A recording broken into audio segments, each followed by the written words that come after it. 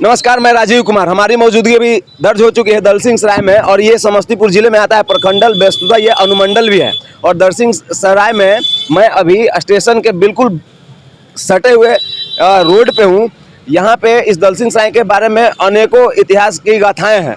शब्द कम पड़ जाएंगे। सब्जी का कटोरा कहा जाता है इसे। यहीं पे सबसे पहले सिगरेट का फैक्ट्री भी लगाया था और जिस स्टेशन पे मैं अभी खड़ा हूँ उस स्टेशन को हिंदुस्तान के दूसरे स्टेशनों में शुमार किया जाता है, ऐसा सुनहरे अक्षरों में लिखा हुआ है। हमें यहाँ पे एक इंटरेस्टिंग चीज़ ये मिला है कि यहाँ एक मिठाई का दुकान है और इस मिठाई की दुकान की खासियत ये है कि आप कभी भी आओगे तो मोस्टली इस दुकान का काउंटर खाली ही रहता है। लोग यहाँ पे वेट करते हैं। लोग यहाँ सुबह में आते हैं तो शाम को मिठाई मिलता है और शाम को आते हैं तो सुबह में मिठाई मिलता है। वस्तुतः कभी कभी स्टॉक का ऐसा सीन हो जाता है कि आपको 2 दिन तक मिठाई नहीं मिलता है।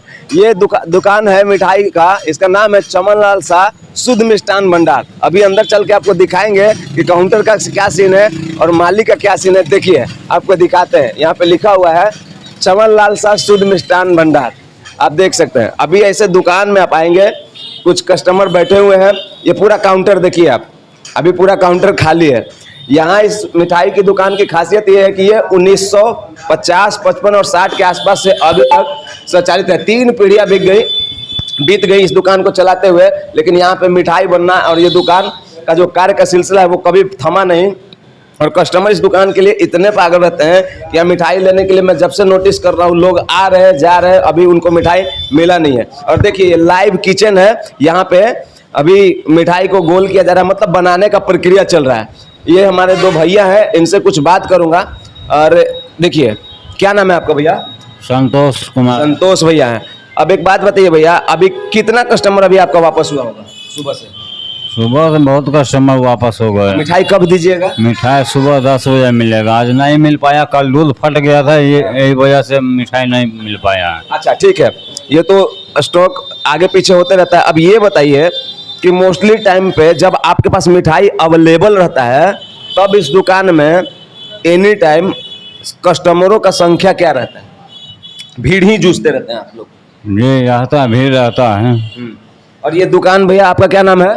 मनीष कुमार शाह। मनीष भैया एक बात बताइए, ये दुकान आपका कब से है? इसका इतिहास क्या है? कितना पुराना दुकान है आपका? वही 50-55 साल।